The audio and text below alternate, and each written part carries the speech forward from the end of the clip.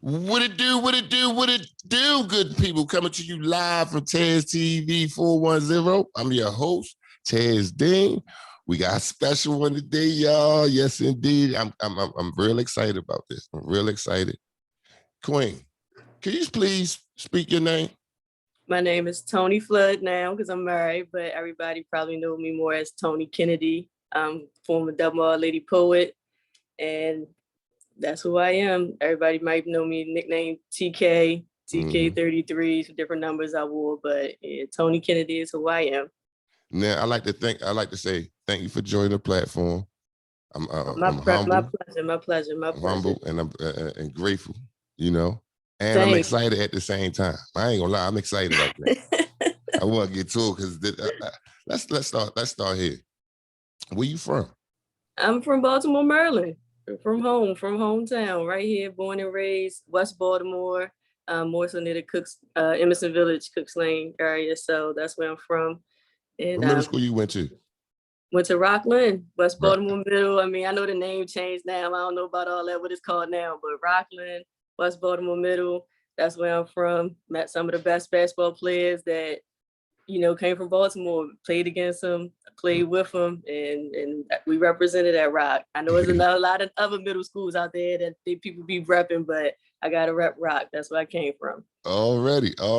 Now, Tony, was Dunbar your only choice, or did you want to go to another school? That is such a great question, because back when I was coming up, Weston was the number one.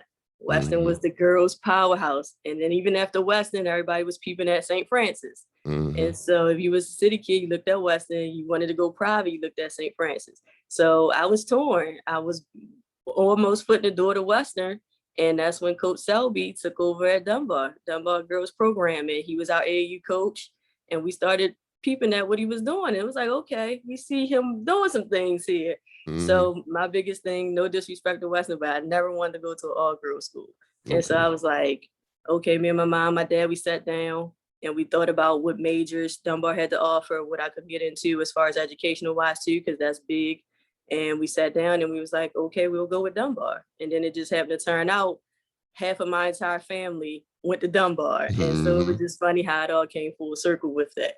Now, before we get to Dunbar, what was the AAU team you played with? Baltimore Cougars, based out of Northwood Recreation Center. And all the good names, the articles you posting with a lot of them female pictures, that's where they started. And big shout out to Coach Wardell Selby. He was leading Northwood Rec. He led the Cougars, one of the best AAU girls basketball programs in the city of Baltimore. So I have to give him a big shout out because he was the one who started that foundation for women's basketball. A lot of the big names you see, Angel McCautry, Jamia Bonner, LaTanya Blue, a lot of them kids, or all of us basically started with the Cougars. Now, before we get to high school, right? I want to learn more about this AAU, y'all AAU, the girls AAU. Reason why I say that, because my sister Taisha McMillan, when she played, it was Northwood, but it was also had with the Greenmount. It was a Greenmount. And what was the county team? It was a county squad that it was you had the Waves, you had talk to inform the people about the AAU scene with female basketball, because I don't want to overstep myself, but I also I was paying attention from afar. Like we seen the talent, but y'all all over the place, just like we all over the place. We see each other when we see each other. So, and then people get fixated on one person. Like, you need to go see her or that person. But it's so much talent in this city. It was so much talent. Yeah, it was tons of teams here. A lot of the couple county teams were really, really good. I know even with the Cougars, I think people branched off and then we end up merging back together. They went to play with a team called the Ravens. And a lot of those girls ended up at Gwynn Lake, playing at Gwynn Lake, and then when Gwynn Lake shut down, they kind of migrated back to the high schools in the city. But the AAU scene was crazy. Not even just here. When we went away, we went to Florida. We came in 5th in the Nationals, and it was like playing in the WNBA. When you went to games, when I tell you it was packed, fans were there, cowbells ringing, all kinds of stuff. It made you feel like I've arrived for real, for real. So the AAU scene was definitely crazy. Tons of talent here. And I'm thankful that we were able to put our talent together and actually take it, you know, out of state and actually represent. Like I said, came in 5th in the nation out of like 100-something teams. So we really did put on for the city and represented well, I believe. Man. Now, coming into Dunbar,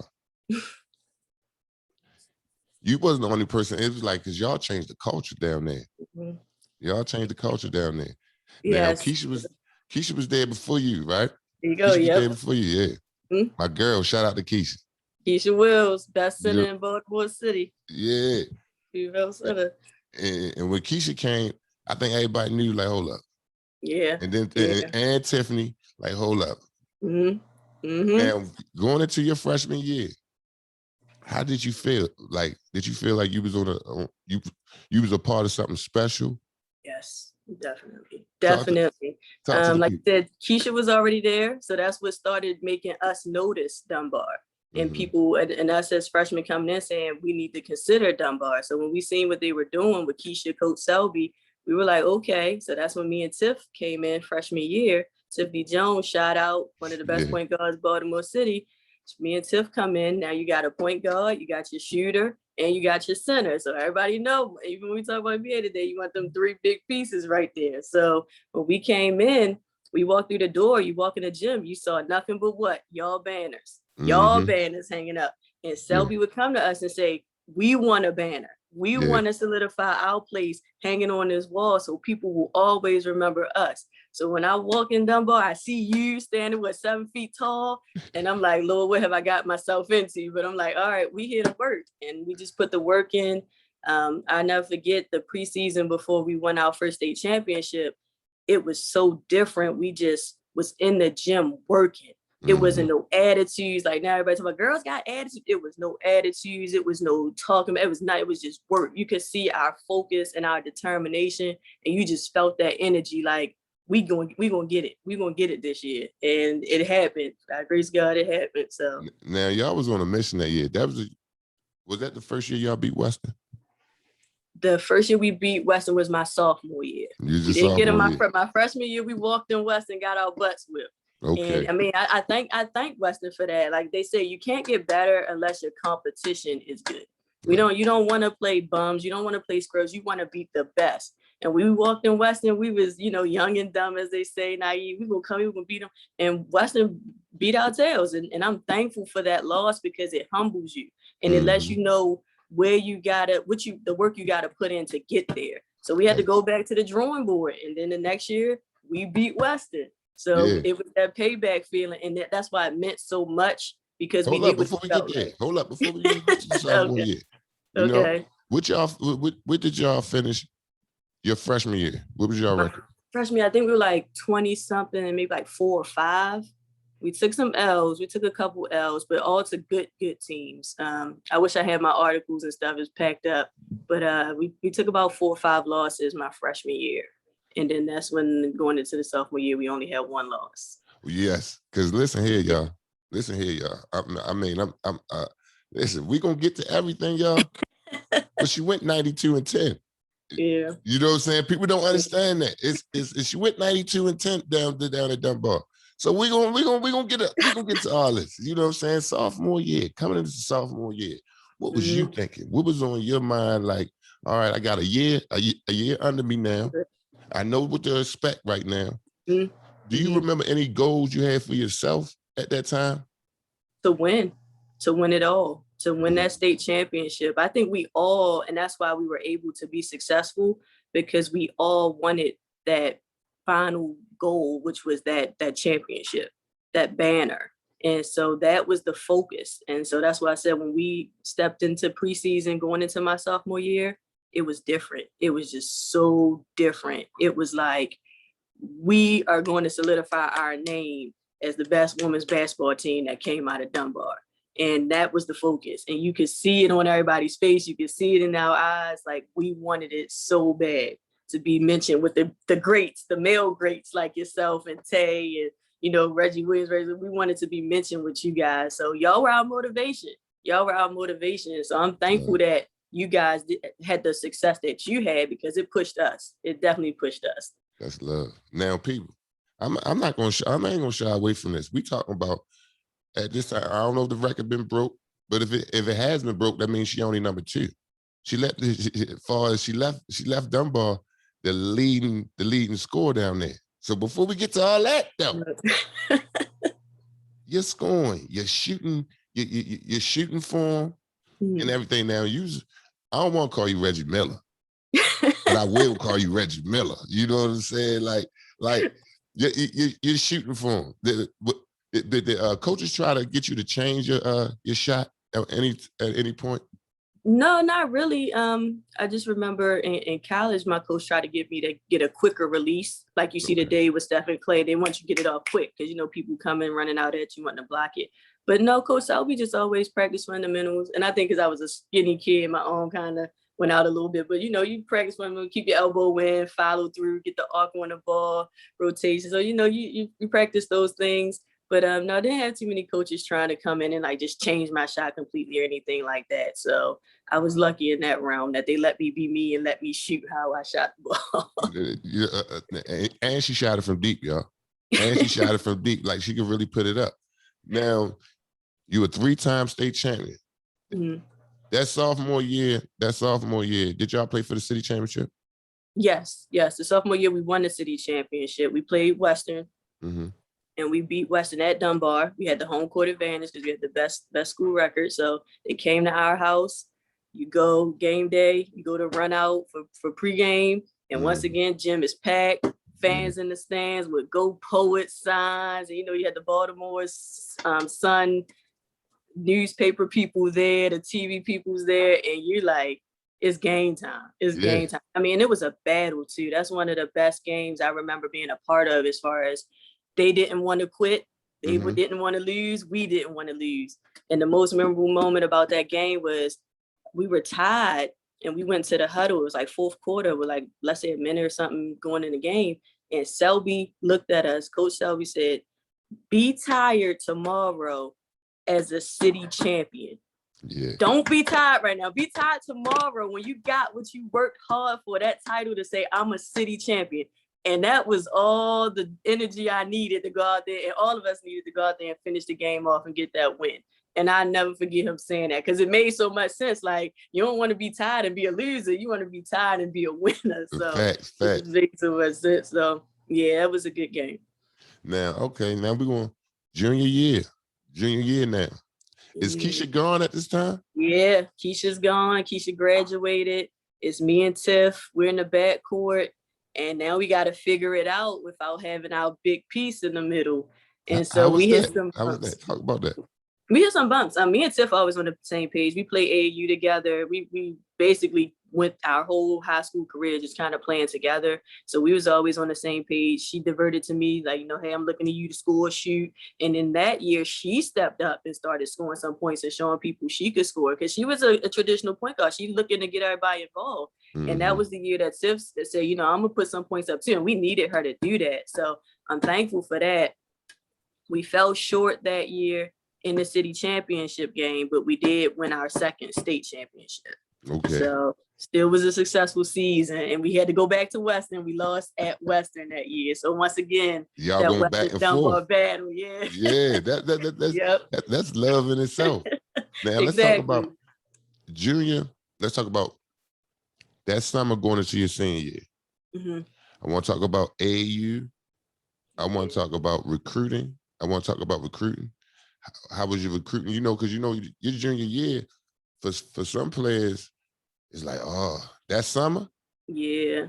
That's when you start getting them phone calls. Oh yeah. And the letters. You know what I'm saying? Yes, the letters. Yeah. How was your recruiting with going into your senior year, your AAU? How was that? The recruiting was good. I was getting the letters. This is where the mistake was made on my end, my family's end. We was really not aware of the process of how things worked. So we kind of, when I was getting letters since probably like even before I got to high school, I was getting letters and things from different colleges, but we never acted on it. We just kind of sat back and thought, they'll call us, whatever. So we sat back and never really acted on it. So when it became that time going into senior year, when we started reaching out, because we had got the information reading out, now you start finding out you're number 5 on the list, but they only have 3 scholarships left. So then that kind of came in play. But going into my that summer, my going into my senior year, we had a successful summer. We went away AAU, got a lot of letters, got a lot of looks. But like I stated, we just wasn't educated or informed. So that's why now I like to try to help as many people as I can when they start talking about, hey, I'm getting letters, I'm getting looks. Reach out, make contact as soon as you can. Of course, follow the NCAA eligibility rules and make sure you do everything according to their process. But don't sit back and wait, because that was the mistake that kind of was made on my end. And hold on, let me clear this up. When I say letters, let me say this. When I say letters, colleges send letters to everybody. Yep. So it really don't count. And I ain't gonna say handwritten, because handwritten gonna be about 20 people gonna get probably the same thing handwritten. Yep, sure is. However, the handwritten is way more stronger than the regular the regular questionnaire or the regular little typed up letter, right? Right. And then in the summertime, you're going to hear a call when it's that live period. You're going to find a phone call. But I don't want parents or kids to have a false sometimes sense of reality. False sense of reality. Like, just because you may get a Connecticut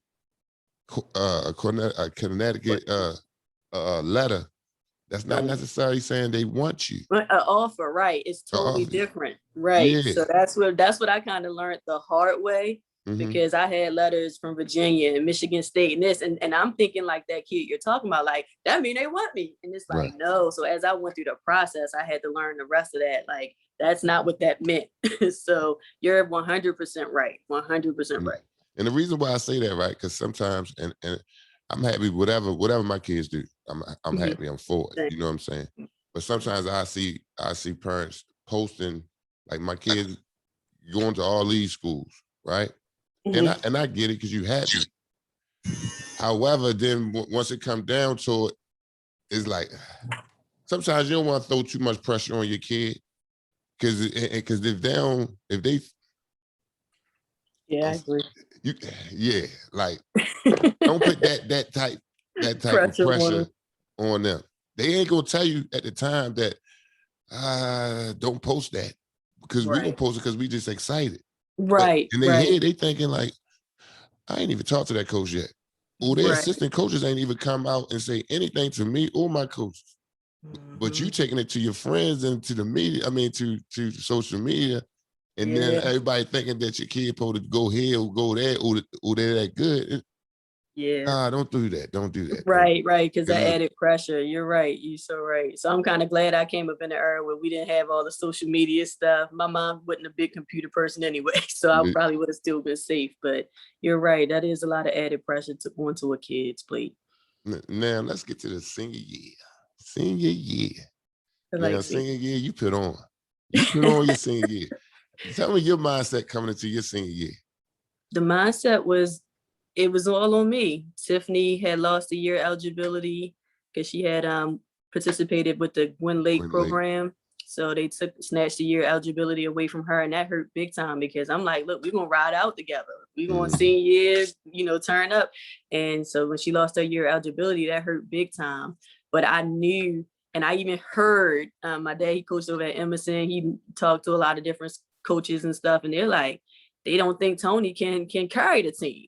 And that was the word I got before the season started. And I said, anybody who know me, when you say stuff like that, that's all I need. You know how they say, like Reggie Miller, you got to find an enemy or get mad, and that sparks you.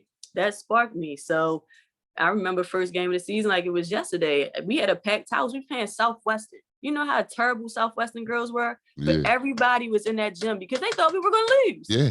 I said, they must have lost their mind. And I never forget, I went out there, Price scored 20-some points. We blew them out like we supposed to. But I just remember taking those comments personally. Like they had a Michael Jordan meme. I took it personal. Yeah. So it was like, the one thing that's not going to happen on my watch is we're not going to go backwards. When I leave here, this program is going to be solid. I'm going out as a winner, a champion, and it's going to be the foundation is laid for the next group coming behind me. And that was my mission. That was my goal. And it was accomplished. Now, let me ask you this real quick. Did you get tired of the boxing ones your senior year? How many boxing? I know you faced a bunch of them. It was funny. I had an excellent point guard, rest in peace, Bianca Sullivan. She took over for Tiff. And so I didn't have to, people tried, but I had seen that so much that I never really kind of let that get to me. So it didn't work anyway. Like I can shoot off the dribble, I could shoot off, moving out screen. So it none of that worked anyway. I get to the basket. So no, it didn't bother me. Yeah, you get tired of seeing them trying to do little different defensive stuff, but it didn't bother me at all. So now that senior year, did y'all win the city and state? Yes, we won both. That was the first year we didn't play Western for the city championship. We played Walbrook. And that became like a new rivalry because Walbrook was up and coming. And so we played them for the city championship at Dunbar, and we got the W against them. And it was a tight game too. It wasn't a blowout or anything. It was a very close competitive game. So that's what's up. Now, people, like I said before, she finished her career down there in 92-10. You know what I'm saying? So she didn't win. Ain't too many people have that record anyway. That's remarkable. That's kudos to you. Now, let's talk about JUCO. Let's talk about JUCO. Now, because you end up going down to Kansas. I went down to Kansas myself. Yeah, I heard you say. Yep. I was in the Jayhawk myself. Played a year myself. You know what I'm saying? You was in Labette. What is Labette? Labette Community College. Yep. Tell the people that experience down there in Kansas. Talk to the people. Tell them a little bit about that. No, it was fun. It was fun. Totally different, of course, from Baltimore. You're in a small town. But funny thing is, it was about 4 or 5 of us from Baltimore down there. About 4 or 5. Yep. Kimi Eisen. Kimi Joseph. Kimi. Lee Relaford. I think Lee is still down there. Yeah, Lee down there. Lamont Keaton. Tricky. Elford, I forgot Elford's last name, but Al was down there. Yeah. And so it was a couple of us down there. So when we looked up, we had each other, we made it fun. We had good times down there. The basketball part, they lived in the gym, of course. Every time you looked up, our Baltimore guys, they lived in the gym. And so everybody loved them, great personality. So we had fun. We had fun down there. Now you stayed down there for a year, then transferred to, what school in Texas you transferred to? Grayson County College. Yep. How was that? Grayson was good. Grayson humbled me a lot because we lost a lot. That was, and so coming from Dunbar where you're doing so much winning, I went to Labette. We ended up having at Labette the best school record for girls basketball. So you're doing all this winning and then you walk into a losing program, and it just really, really humbled me as to knowing the work you got to put in. So I played with a lot of younger girls too on that team, and they didn't take basketball as serious as we as we take when we step on that court. And it was so frustrating. And after games, they're partying, and I'm sitting back pissed, like, we're losing. So it really showed me how different I was. That I wasn't like everybody else. Losing wasn't fun for me. So after that season, it was like, wherever I go next, it's back to the, I always had my killer instinct, but it's like, I need to find some teammates that are like me, where we're going to put the work in and we're going to get it in. So it's funny how it comes full circle, because my junior year, I walk on at University of Maryland Eastern Shore.